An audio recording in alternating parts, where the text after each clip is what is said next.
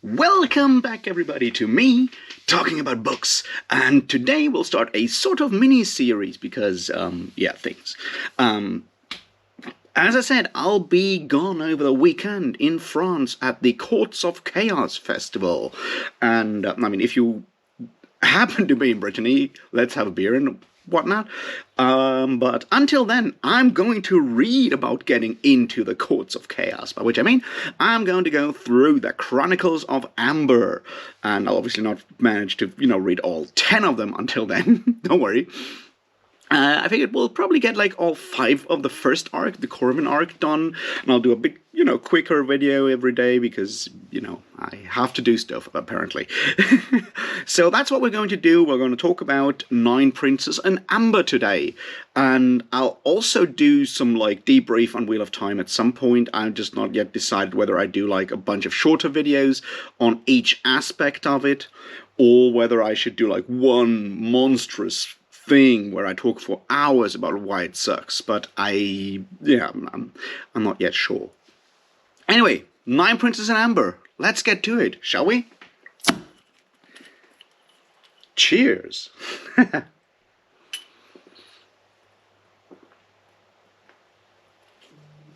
Alright, so the Chronicles of Amber are one of those classic fantasy stories series that, show up in like best of lists, no longer, because everyone is now looking at books that were published after 1990, I guess, and then drop in one Tolkien book to appear legitimate.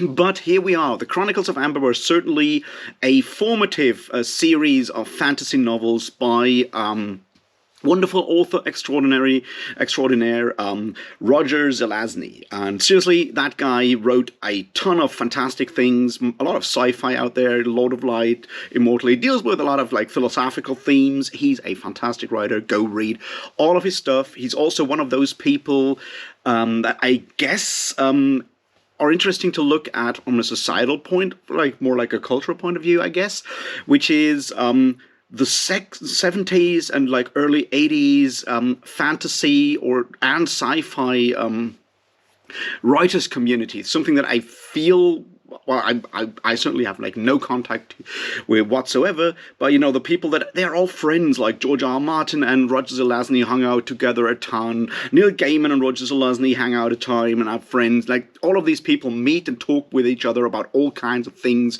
I guess get drunk at like convention parties and come up with new story ideas when they're high, stuff like that, which explains a lot of the stories that we're talking about here, in a way. So Rogern Zelazny is definitely an author's author, and the Chronicles of Amber are his like fantasy series. As I said, go read some of the other stuff as well. It's definitely worth your time. I guess, yeah, we should talk more about Rogern Zelazny in general, and possibly I will. I mean, who knows in the future. So yeah, let's talk about the Chronicles of Amber. I'll do like 9 Princes and Amber today, and then we'll talk about more of that first cycle. I'll do some like more generic things here. Then you go and read it. It's absolutely short. It's like not even 200 pages. You can go and read that quickly, and then come back for like more of the thematic stuff that is in that first book afterwards. So what is the Chronicles of Amber? It's 2 arcs of 5 books each, both of them told in a first-person narrative, which I personally enjoy a lot. It also makes audiobooks really a lot of fun because, you have one person telling you their story. It feels, I guess, more easy to get into with an audiobook, but that's a different thing. Point is, a first-person narrative by people from the from Amber, in this case, Prince Corvin, Prince of Amber, trying to find out who he is. It's sort of an introduction. I guess you can call it a portal fantasy if you feel like it, although there's no specific portal. In a way, we'll get to it in a moment. And he tells about his story, the struggle for the throne of Amber, and a lot of things that happen beside that. That's what you get. First-person narrative, fairly modern in language for something that was, drumroll, published in 1970. This is a 52-year-old book at this point, and it reads insanely modern. I've said it somewhere. It makes the prose of Wheel of Time feel positively antediluvian at that point, but not only that. Like, Rogern Zelazny has a very modern, easily readable prose. It also is a, modern prose in the way that it does not attempt or like switches from time to time between oldie English and contemporary stuff. So if you like your your fourth wall broken all the time, this is your book. It is absolutely unique in a lot of other ways as well, and I don't want to spoil too much here because, as I said, it's like a super short book. It's like not even 200 pages. You can go and read it right now and then come back, and then we talk about what's important about this part of like the Amber series, and then we'll talk about more of it when I get to read the second book, which is the one that has one of the best fantasy book titles out there, which is The Guns of Avalon, which certainly beats The Mists of Avalon. Although I haven't read the second one. The Guns of Avalon just is like, shorter and has guns and Avalon. All right. So yeah, go read the book. I promise you, it's an experience. Even if you don't like the book, it is vital to have read an Amber book if you want to understand where fantasy went in the 1970s, which is all over the place because of psychedelic experiences, I suppose. Let's do that. All right, glad you're back. I hope you enjoyed it. Let me know in the comments. I do appreciate your comments there a lot. Let's talk about what we learn here and why I think it's a fascinating thing. There's certainly a parallel here between what Rogern Zelazny is doing and what Michael Moorcock is doing with the Eternal Champion series, or the Seville series, the whole like multiverse there. Because we have a multiverse and we have a polarity in that multiverse with graduation between it, right? Now, we have the Lords of Chaos and Order with Michael Moorcock. Here we have the Courts of Chaos and Amber, which sort of represents perfect order. On the other hand, it's the only real city and real world is Amber, and everything else beyond that are just like mere shadows of it. And the further away you get from that pole of order, the more chaotic it gets. Why is this interesting on like a general like historical level? Well, one thing is that we're talking about a time when the borders of genre fiction, the borders between science fiction and fantasy were much less rigid than they are now. Because it was all just lumped together, and like stories appeared in serialized form in magazines that covered both. We're kind of coming back, like still like sort of from the pulp era, where you had like magazines like Weird Tales that covered everything basically, and we have that thing here again. So there are a lot of like more like sci-fi terms of like multiverse in there. There's technology in here. The approach is a much more scientific one than a fantastic one. We talk about psychology here. We talk about, philosophical aspects of it. And they are couched in the language of the 1970s, which I think is an important aspect here to understand. And that's something where I say, like, you have, like, the parallels to, say, Michael Moorcock's Eternal Champion. Not necessarily to Elric, but to some of the other characters in that series. Because, yeah, the world was not enough for people at the time. It was like multiple worlds and jumping around between them, connecting them to our world in all kinds of weird and fascinating ways.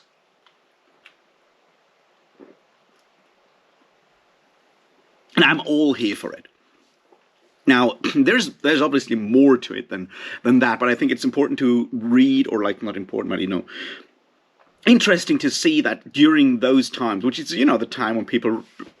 Frank Herbert was around and wrote Dune, which, while sci-fi certainly has a lot of like more like fantasy elements in it, he explains them in a scientific way, and there might or might not be, scientific explanations in Amber for stuff. The powers of like regeneration that someone like Corwin displays are mentioned as being genetic, which you wouldn't read in fantasy unless you're reading The Witcher, where sometimes weird genetic explanations are also pulled out of the nowhere. Now, why does it work here? It works here because, yes, Corvin is a character who has spent a lot of time in our world, which is only a pale shadow of, Amber, of course. But he spent a lot of time here, and he used that kind of language. He used even a more like slang language. Psychologists are called shrink. He literally starts calling the first person we meet in that book being a nurse. He calls her a hippie broad, which is slang-ish in a way that you probably wouldn't read in a book today, unless it was consciously trying to recapture the 1960s, late 60s, early 70s kind of thing. So that's certainly something that I feel might be a bit of a surprise or shock for people who just go into this kind of series with no expectations to actually start reading something that feels and reads very much at the beginning like a more thriller kind of or crime novel almost kind of story at the beginning, until it becomes weirdly sci-fi-ish or fantasy-ish over the next couple of chapters. And I think that's one of the things where you can see why, when you talk about a portal fantasy or something like that, how Amber is more psychedelic, because it feels that, yes, it's obviously only the Princess of Amber who can do that, but the way the realities shift gradually on that memorable trip that Corvin takes with Random in a car towards Amber, when they ride their car through all kinds of places, including one with dinosaurs, which is really cool. But you read this and you're depending on what you know of the background, it's all more am I reading someone's LSD trip here? Am I reading something that is supposed to be fantasy? Am I reading something that's supposed to be, in his mind because he's on some sort of drugs? This is the 70s, and reality shifts gradually. There's no clear boundary when you're I have left our world, our reality, our New York, where the story starts, and I'm no longer metaphorically in Kansas. There's no transport in your farmhouse that's dropped by a tornado or something. No, it's gradual shifting. Reality is more moldable, I guess is the word here. It's more fluid in a lot of ways, and that I feel is very much a sign of the times of when it was written, how these things gradually shift. It's no longer you go through the wardrobe. No, you you smoke a lot of stuff and drive your car, your Mercedes, through realities until you end up somewhere in the forest, haunted by a giant horse, which, yeah, why not? I like that in a lot of ways. There's other aspects that very much feel the times.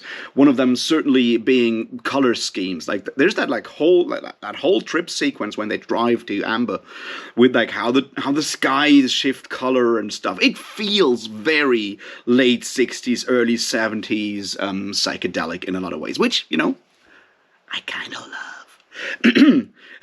But there's more to this book that I feel is important, and that is the dark side of these things. Amber is not a happy book in a lot of ways. I think it's important to look at that also as a sign of the times. Because Corvin, our main character, while being, sort of immortal and hanging out on the earth for 400, 500 years, 400 I assume, because he seems to start out in London during the plague, which was in 1664, 5, I think. I mean, the fire was in 1666, so the plague was shortly before that, so 1664, 1665. He starts out and then he hangs out in Europe and, in the world in general. And he has these flashbacks from time to time that are all to absolutely horrific scenes, all kinds of wars, in particular also World War II and the Holocaust. And it's something that I feel is a sign of the times when you look at the late 60s, early 70s, which is when you have the first post-war generation reacting to those things. Depending on where you live, the reaction is a different one. But in Germany, for example, it's very much coming to terms with the fact that like not me necessarily because I'm not that old, but like that the parent generation, well, committed genocide on an industrial level, and coming to terms with the fact that even your own parents might be, well, mass murderers, not to put too fine a point on it, or to come to terms with the fact that some of those people afterwards just, slid back into positions of power and are sometimes still there. It's where, a lot of like the student revolution took place. It's like trying to get those people out of the academic circles and stuff, because they were still there. And the question is like, if you supported that kind of stuff, what are you teaching now? Especially if it's, biology, medicine, philosophy, well, a lot of stuff really. And so that aspect, I think, is important for stuff that comes out around the 60s, late 60s, early 70s in a lot of ways. It's like we have basically reached a new reality in a lot of ways. In Europe, things are looking up. It's good. We have we're getting, at least in, the capitalist west of Europe. That's what we're going to talk about here. People are, as I said, happy. They're getting richer by the hour. But that dark side lurks underneath and sometimes breaks through. On the other side, you have the US with Vietnam being that trauma there, where you have like people realizing that while things may still be good, there's that war overseas that is absolutely horrific, and people are revolting against that. So that idea of like a fantasy world with a very dark, brutal undercurrent somewhere is definitely also a bit of a metaphor for what you might call the reality a lot of people lived in, or the way people perceived their lives at the time, their world at their time. And I think Zelazny covers that wonderfully. There is obviously a bit of an idea behind it that like over time these things are just like part of human nature to become like brutal, violent, and all of these things. But we'll talk about those kind of things in future editions of this, because, there's 5 books of Corwin, and then there's 5 books of Merlin, and we have time. But I feel it's important to look at this at the beginning already. Now there's time to look at 2 or 3 other things before we're done with this. Thing 1, the advantage of the first-person narrative when it comes to dickheads. It's something that we, had to talk about with other characters like Severian in Book of the New Sun. Well, in general, like most, if not all, first-person narrators, depending on how reliable they are. It's certainly something that you see a lot of in the Chronicles of the Black Company, for example, as well, which is, a bit lighter, but still kind of harkens back to, or is certainly informed by the same kind of tradition of fantasy writing.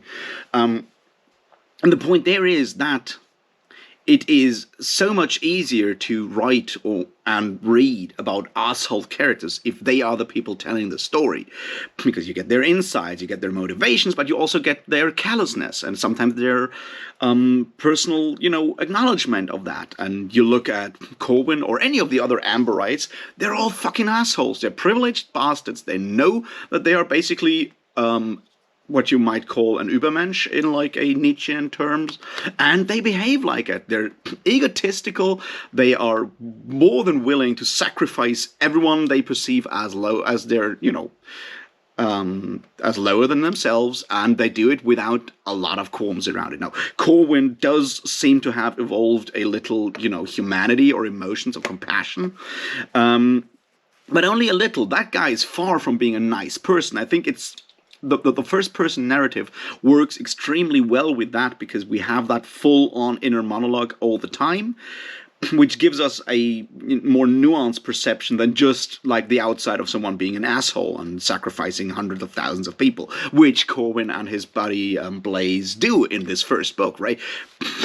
It's very interesting in general something that a lot of like first-person narratives do, and it's, on the other hand, can be taxing to read those, because it seems that all first-person narrators are kind of assholes. Like, Severian's not a nice person.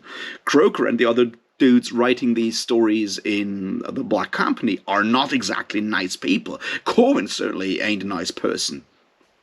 And yeah, I just felt it's important to point that out, that like how first-person narratives can do this specific thing in a way that other, forms of narrative cannot necessarily do. It's also can be more like a bit harder to come to terms with because the connection between the reader and the narrator is closer in a way when you read their like personal confessions almost in a way. And there might be part of that might be the idea of confession as a genre, so to speak, all the way back since St. Augustine, basically.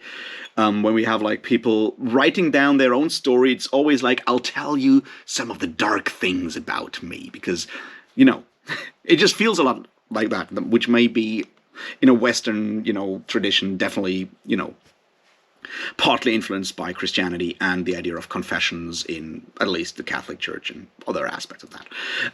Hard to say. Now let's look at some of the other things that make this book interesting to me.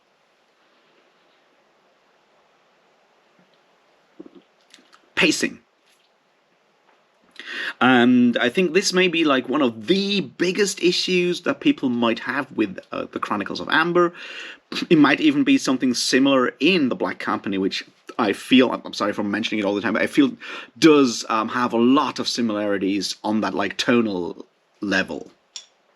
And that its pacing is really weird here. You look at this book, it's not even 200 pages. What happens is, plot-wise, Corwin wakes up. He finds out that he has lost his memory. He runs around, blunders around until he gets to Amber. He walks the pattern, learns who he is, decides that he really wants to kill his brother Eric, fails at that, builds an entire army with his brother Blaze of like more than like 250,000 people, attacks again, fails, gets horribly punished, locked in a cell for 5 years, and then escapes. That's all what happened. That's a lot of stuff happening in like 200 pages. You look at Wheel of Time, and you don't, or like no, not even that. You look at something like The Name of the Wind, and we don't even get out of school in like 5 times as many pages. And that is, once again, something that we see a lot in like 60s, 70s fantasy in general. While The Lord of the Rings technically feels like a large and long book, it's not that long, really. It's still long compared to this. And that, I feel, in a way, is also part of like the history of publishing, of fantasy publishing. This stuff was oftentimes serialized and came out in like magazines and cheap paperbacks. There was no like multi-billion-dollar industry behind it pushing 1,200-page epic fantasy monstrosities on the market every day, and people were like, wow, I'm gonna read Sanderson because he writes these big books. It was more like, yeah, get as much done as possible in as little pages as possible, because it might even improve your chances of getting published, because but it can kind of feel rushed in a way. But on the other hand, I feel that the positive side of it is that it leaves a lot to the imagination of the reader. And that's like a topic, like a general topic for a future video on how fantasy has changed there, I guess. And we've become more and more explicit. Every single fucking detail needs to be narrated. And you need to have like every single detail of a travel you need to have explained. It's like, no, I don't need all of these informations. Someone's building an army. Robert Jordan would have made like 5 chapters of like Rand walking up and down, feeling bad for himself out of building an army. Here we just like have like people, arrogant bastards, sitting there drinking wine and complaining that they don't have like that they need another 100,000 soldiers somewhere that they can trick into fighting for them, and so forth. It makes for a very different form of reading, a more disjointed one that focuses on the key points of a narrative and leave the rest up to like the reader's interpolation in a way, which I personally have no problem with, but I can see how for someone being, more influenced by contemporary fantasy in a lot of ways, it might feel a bit more disjointed in a way, harder to get into. Now let's look at like one or two other things before we leave it for today. The idea that people in power are assholes is certainly another one that I personally I subscribe to, and I have no problem with that. But I feel we've lost that often in fantasy. The idea of the good king, or the good, ruler, the good general, the good leaders, is something that we see with Tolkien, for example, where it definitely comes from the, a more like mythological base where kings have a much different like approach or play a different role in the story. But on the other hand, it oftentimes gets, gets continued without questioning. You read your Tad Williams, while there is a bad king in like Memory, Sorrow, and Thorn, he's, being seduced by a dark wizard, as far as I remember. It's been like ages for reading them. And so like the wizard obviously is called a priest, but you know what I mean. We have the idea that kings can be good. And on the other hand, with someone like Zelazny, and there's obviously other authors of the same sort, it's like, no, people who have more power than other people and have power over people will, over time, lose their conscience and become assholes. It's just how it is. If you are, to go back to the Nietzschean idea of like an Übermensch, you're beyond good and evil, to quote that Nietzsche title. It's like, you don't care about morality. You care about yourself because you're so used to exerting your privilege over everything, which is exactly where the term privilege comes from. It's like, it's your private law because you can make that law. And it drives a lot. It drives the Amber narrative a lot, because all of these people think that they have the right to do the things that they want because they want. Morality is is not a big thing in here in a way, and yeah, that's something that you see in like the 60s, 50s, 60s, and 70s, where you, after all these disasters of the 20th century, whether it is what happens in Europe in like the First World War or the Second World War, or then with like Vietnam, where it's like, maybe the people in power don't care about like the normal people, and maybe that's partly because they are in power. And I think it's interesting to see that reflected here. Up to a point, you also see that, to jump back to Elric of Melniboné, when you have that first chapter in Elric of Melniboné and the whole thing with the court and everything. It's like, those people are beyond. I mean, Elric is literally also a superhuman, just like the Amberites are.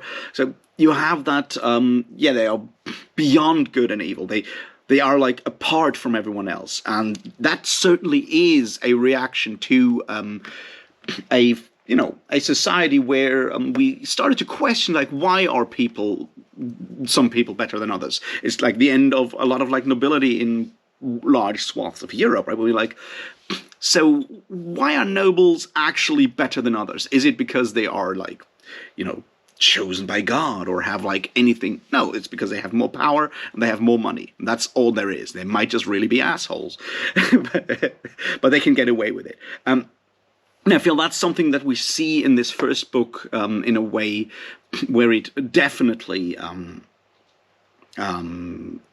informs the narrative, drives the narrative. These are people that think of themselves that they might be better than others, and the reason is they factually are, because they have certain powers that others have not, which doesn't make them into good people. So yeah, there we are with the Chronicles with 9 Princes in Amber. A super weird story in like pacing and where it goes, which is, mostly just the trip there and like starting to explain or set out a story, set out a plot line. Like in a lot of more contemporary books, I guess you'd probably just use this as the prologue for like a large narrative, or maybe, I mean, hell, there are like Wheel of Time prologues that are almost as long as the entire series, the entire first novel in this series, just for a comparison, right? It sets up the story, it shows where things are going. We have the idea of the death curse that Corwin uses like a sorcerer's death curse, which is always a fantastic idea. That like you can't kill sorcerers easily because they have the death curse there. Um, but you see him using that and starting to still go on his revenge quest against Eric, which will inform future novels in a lot of ways. It is the starting of that series, and the way we have it like through a character with amnesia who slowly recovers or rediscovers who he is obviously an interesting and not too overused, I would say, way of introducing a different world or different rules to a world. Usually it's, the kid who learns how to go to magic school and learn all these things or whatever, but in this case it's like a grown-up person who rediscovers their powers. It's a method to do this, and one that I don't mind seeing more often. Yeah, I guess we'll talk about other aspects of the series with the next one, which is the Guns of Avalon. And one of the big themes there might be referencing other culture, referencing other pop culture, and doing all those things, the eclecticism of these books. Yeah, but as I said, they're short, so I'll try to keep it short and sweet here as well. And I'll talk to you about the Guns of Avalon tomorrow. And then I'll be heading into the Courts of Chaos over the weekend. Have a great day. Cheers.